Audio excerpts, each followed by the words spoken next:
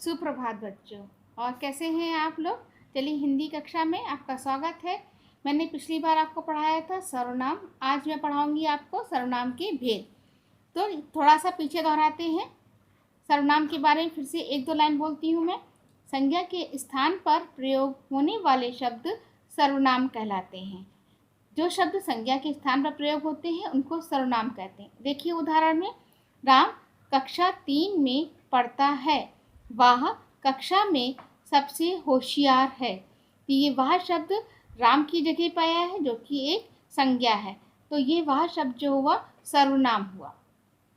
मेरी नानी का घर कानपुर में है। कल मैं वहाँ जाऊँगी। अब ये शब्द मेरी, मैं, ये दोनों शब्द मेरे लिए आए हैं जो कि मैं एक संज्ञा हूँ, मैं एक स्त्री हूँ, मैं अध्यापिका हूँ और मेरा अपना एक नाम है जो एक संज्ञा है। उसकी जगह पे मैंने प्रयोग करा है मेरी और मैं। वहाँ शब्द कानपुर के लिए आया है तो ये सर्वनाम है। चलिए आज हम पढ़ेंगे अब सर्वनाम के भेद। सर्वनाम के भेद। बच्चों, सर्वनाम के 6 भेद होते हैं। पुरुषवाचक सर्वनाम, प्रश्नवाचक सर्वनाम, निश्चयवाचक सर्वनाम, अनिश्चयवाचक सर्वनाम, संबंधवाचक सर्वनाम और निजवाचक सर्वनाम। तो सबसे पहले हम पढ़ेंगे पुरुषवाचक सर्वनाम। है पुरुषवाचक सर्वनाम, इसके बारे में पढ़ते हैं। जो सर्वनाम शब्द बोलने वाले, सुनने वाले या किसी अन्य व्यक्ति के लिए प्रयोग में लाए जाते हैं। बोलने वाले जैसे अभी कौन है, मैं बोल रही हूँ। तो सुनने वाले आप लोग सुन रहे हैं। और यह मैं किसी अन्य के व्यक्ति के बारे में अगर हम प्रयोग कर रहे हैं, बात कर रहे हैं, तो ये इस प्रकार पुरुषवाचक सर्वनाम में 3 लोग आते हैं। चलिए मैं उसको अभी मैं आगे समझाऊंगी। तो पुरुषवाचक सर्वनाम के उदाहरण है मैं, तुम, वह, इसे, इसने। पुरुषवाचक सर्वनाम में 3 लोग आते हैं, जिससे पहला बोलने वाला यानी कि उत्तम पुरुषवाचक, सुनने वाला यानी कि मध्यम पुरुषवाचक और अन्य पुरुष जिसके लिए हम बात कर रहे होते हैं। चलिए उसको थोड़ा विस्तार से समझने के लिए एक संवाद को देखते हैं। देखिए बच्चों, यहाँ कुछ संवाद लिखा है। इस संवाद के माध्यम से हम पुरुषवाचक सर्वनाम को समझेंगे। संवाद का अर्थ होता है जब हम लोग आपस में बातचीत करते हैं, जो हम बोलते हैं उसको हम संवाद कहते हैं। ठीक है, यहाँ देखिए मम्मी जो बोल रही हैं, बोलने वाला। मम्मी ने क्या बोला, मैंने टीवी चलाने के लिए मना किया था। मम्मी बोल रही हैं तो मम्मी ने अपने लिए शब्द प्रयोग करा मैंने। फिर तुमने क्यों चलाया। अब जिससे बात कर रही हैं उसके लिए शब्द प्रयोग हुआ है तुमने।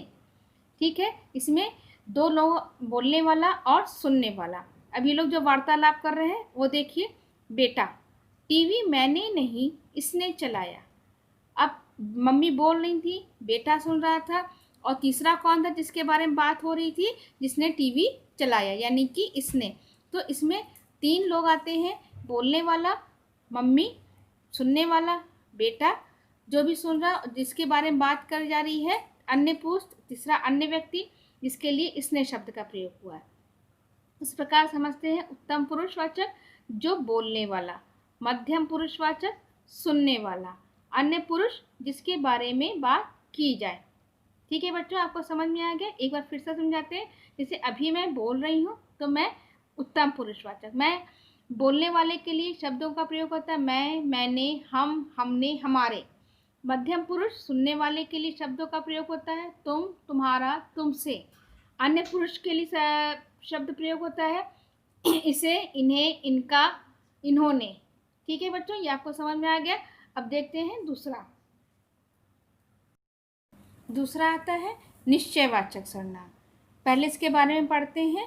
जो सर्वनाम शब्द किसी व्यक्ति या वस्तु के बारे में निश्चित जानकारी दें उन्हें निश्चयवाचक सर्वनाम कहते हैं। यानी कि जब हम किसी व्यक्ति या वस्तु के बारे में एक निश्चित जानकारी देते हैं जिसमें कोई चीज़ संदेह में नहीं होती, तो उस ऐसे शब्दों को हम निश्चयवाचक सर्वनाम कहते हैं। जैसे देखिए इसमें, यह मेरा बस्ता है। तो बस्ते के बारे में जानकारी दी जा रही है कि वह मेरा है, तो यह शब्द सर्वनाम है। इस छिलके को फेंक दो। एक निश्चित जानकारी दे रही है, इस छिलके को फेंक दो, इसमें कोई संदेह नहीं है, छिलके को फेंकना है, तो ये एक निश्चित जानकारी दी जा रही है। तो इस प्रकार जो सर्वनाम शब्द किसी व्यक्ति या वस्तु के बारे में निश्चित जानकारी दे उन्हें निश्चयवाचक सर्वनाम कहते हैं। जैसे हम ये कह सकते हैं, ये मेरे पिताजी हैं, इसमें कोई संदेह नहीं, मैंने ये बोला है मेरे पिताजी हैं, तो किसी को कोई संदेह, तो ये मेरे पिताजी हैं, यह शब्द जो हो गया निश्चयवाचक सर्वनाम हो गया। ठीक है, अब आगे चलते हैं। अब तीसरा आता है अनिश्चयवाचक सर्वनाम। अनिश्चयवाचक सर्वनाम के बारे में पढ़ते हैं। ऐसे सर्वनाम शब्द जो किसी व्यक्ति या वस्तु की निश्चित जानकारी नहीं देते, मतलब ऐसे शब्द जो जिन शब्दों से हमें पता चलता है कि इसके बारे में कुछ संदेह दिख रहा होता है। देखिए, इसको उदाहरण से समझते हैं। कोई दरवाजे पर है, तो कोई शब्द से हमें लग रहा है कुछ सही जानकारी नहीं मिली, निश्चित जानकारी नहीं मिली। दरवाजे पर कोई भी हो सकता है, पिताजी भी हो सकते हैं, चाचा जी भी हो सकते हैं, या फिर कोई डाकिया भी हो सकता है, कोई भी हो सकता है, मगर कोई शब्द से हमें ये स्पष्ट नहीं हो रहा कि कौन है, तो ये शब्द अनिश्चयवाचक सर्वनाम है। उसी प्रकार देखिए, यहाँ किसी ने पानी गिरा दिया, यहाँ किसी ने पानी गिरा दिया, वो व्यक्ति कोई भी हो सकता है, उसके बारे में कोई एक निश्चित जानकारी नहीं है, इसलिए ये अनिश्चयवाचक सर्वनाम है। तो बेटा, अनिश्चय और अनिश्चयवाचक सर्वनाम में अंतर ये होता है कि निश्चयवाचक सर्वनाम में किसी वस्तु या व्यक्ति के बारे में निश्चित जानकारी मिलती है, और अनिश्चयवाचक सर्वनाम में किसी वस्तु या व्यक्ति के बारे में निश्चित जानकारी नहीं मिलती।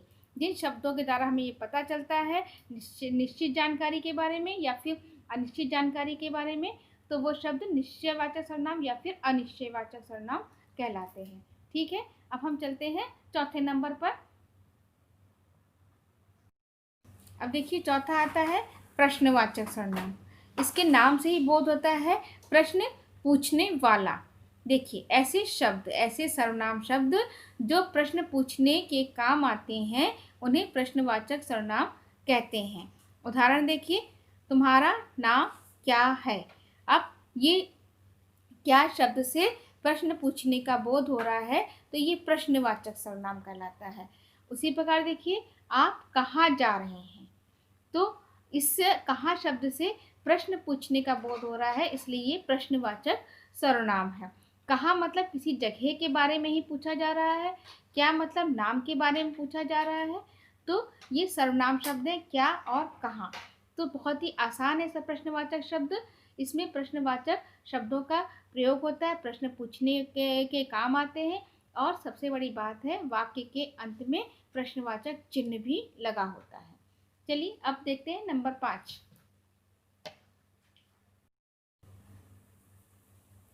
तो बच्चों, पांचवा है संबंधवाचक सर्वनाम। संबंधवाचक सर्वनाम शब्द से ही स्पष्ट हो जाता है जो आपस में एक दूसरे से संबंधी या जुड़े हुए होते हैं। वे सर्वनाम शब्द जो वाक्य में आने वाले दूसरे सर्वनाम शब्दों से जुड़े होते हैं उन्हें संबंधवाचक सर्वनाम कहते हैं। जैसे उदाहरण देखिए, जैसा करोगे वैसा भरोगे, जैसा और वैसा, ये दोनों सर्वनाम शब्द एक ही वाक्य में आकर के एक दूसरे से संबंध दिखा रहे हैं, एक दूसरे से जुड़े हैं। तो वही बताया गया है, जो वाक्य में आने वाले, जो सर्वनाम शब्द वाक्य में आने वाले दूसरे सर्वनाम शब्दों से जुड़ा होता है, जैसा वैसा। ठीक है, ये दोनों सर्वनाम शब्द। जहाँ चाहा वहाँ रहा, तो जहाँ और वहाँ, ये दोनों सर्वनाम शब्द एक ही वाक्य में आकर एक दूसरे से जुड़े हुए हैं और एक दूसरे से संबंध दिखा रहे हैं, इसलिए ये संबंधवाचक सर्वनाम है। इसी प्रकार जो बोएगा वो काटेगा, इस तरीके के जो होते हैं वो संबंधवाचक सर्वनाम शब्द के उदाहरण होते हैं। चलिए अब आगे चलते हैं। सर्वनाम का छठा भेद है निजवाचक सर्वनाम। निज से तात्पर्य होता है अपना, जिसे हम लोग कहते हैं कि हमारी निजी वस्तु है। तो निजी मतलब मेरी अपनी वस्तु है, पर्सनल चीज़, अपने लिए होता है। तो जिन सर्वनाम शब्दों का प्रयोग काम करने वाला व्यक्ति अपने लिए करता है वे शब्द निजवाचक सर्वनाम कहलाते हैं। जो सर्वनाम शब्द व्यक्ति अपने लिए, मतलब कि जैसे मैं कहती हूँ मैं खुद चली जाऊँगी, मैंने खुद शब्द को अपने लिए प्रयोग करा। ठीक है ना। बस देखिए उदाहरण, हमें अपना काम स्वयं करना चाहिए। हमें अपना काम मतलब मेरा अपना काम हमें स्वयं, स्वयं मतलब खुद करना चाहिए। तो ये स्वयं शब्द मैंने अपने लिए प्रयोग करा है, तो इसलिए ये निजवाचक सर्वनाम है। जैसे दूसरा देखिए, चाचा जी अपने आप चले गए, तो ये अपने आप शब्द निजवाचक सर्वनाम है। चाचा जी अपने आप चले गए मतलब वो खुद चले गए, चाचा जी ने वो शब्द अपने लिए ही, अब चाचा जी अपने आप चले गए, खुद चले गए, तो इसलिए अपने आप शब्द जो हो गया निजवाचक सर्वनाम में आता है। चलिए अब थोड़ा सा आगे देखते हैं। बच्चों, मैंने आपको निश्चयवाचक और अनिश्चयवाचक सर्वनाम में अंतर बताया था। अब देखिए थोड़ा सा अंतर पुरुषवाचक सर्वनाम और निजवाचक सर्वनाम में भी होता है। पुरुषवाचक और निजवाचक सर्वनाम में अंतर। आप शब्द का प्रयोग पुरुषवाचक सर्वनाम तथा निजवाचक दोनों में ही होता है, लेकिन दोनों में अंतर है। कैसे? जो आप शब्द का प्रयोग होता है वो निजवाचक में भी होता है, पुरुषवाचक में होता है। अब यहाँ देखिए, जहाँ आप शब्द का प्रयोग श्रोता या पाठक के लिए होता है, वहाँ मध्यम पुरुषवाचक सर्वनाम होता है। तो मध्यम पुरुषवाचक सर्वनाम मैंने आपको समझाया था, जो श्रोता जो सुनता है उसको मध्यम पुरुषवाचक सर्वनाम कहते हैं, जो बोलता है वो उत्तम पुरुषवाचक होता है। तो आप शब्द जब हम किसी से बात करते हैं तो उसके लिए आप शब्द का प्रयोग करते हैं, यानी कि वो हमारी बात को सुन रहा है, तो वो श्रोता। अब यहाँ देखिए, या पाठक जो पढ़ रहा होता है उसके लिए भी आप शब्द का प्रयोग होता है। कभी कभी आप देखते हैं वाक्यों में आपने अभी ये पढ़ा, तो ये आप शब्द पाठक के लिए आया, यानी कि पढ़ने वाले के लिए आया है, तो वहाँ मध्यम पुरुषवाचक सर्वनाम होता है। उसी प्रकार जहाँ आप शब्द का प्रयोग अपने लिए होता है वहाँ निजवाचक सर्वनाम होता है। जैसे उदाहरण से हम इसको और स्पष्ट कर देती हूँ। आप कल सुबह आइएगा, ये आप शब्द श्रोता के लिए है, सुनने के लिए है, दूसरे व्यक्ति के लिए है, तो ये पुरुषवाचक सर्वनाम है। मैं अपने आप खा लूँगा, अपने आप शब्द अपने लिए प्रयोग हुआ है, तो ये निजवाचक सर्वनाम है। तो आपको पुरुषवाचक सर्वनाम और निजवाचक सर्वनाम में अंतर समझ में आ गया होगा आप शब्द के लिए। चलिए आप बेटा सर्वनाम शब्द के लिए कुछ विशेष बातें भी होती हैं जिनको अभी हम दोहराते हैं। सर्वनाम से संबंधित कुछ विशेष बातें हैं, आइए हम उसके जरिए सर्वनाम को थोड़ा सा दोहराते हैं। अपने लिए मैं या हम, जिससे बात की जाए उसके लिए तुम या आप, और जिसके बारे में बात की जाए उसके लिए वाह या वे सर्वनाम शब्दों का प्रयोग किया जाता है। ये मैंने आपको जब पुरुषवाचक सर्वनाम पढ़ाया था तब ये समझा दिया था। अब थोड़ा आगे चलते हैं। दूसरी विशेष बात क्या है? अपने से बड़ों के लिए सदा आप शब्दों का प्रयोग किया जाता है। आगे देखिए, सर्वनाम शब्दों के प्रयोग के आधार पर सर्वनाम के 6 भेद होते हैं, जिसको अभी मैंने आपको समझाया था।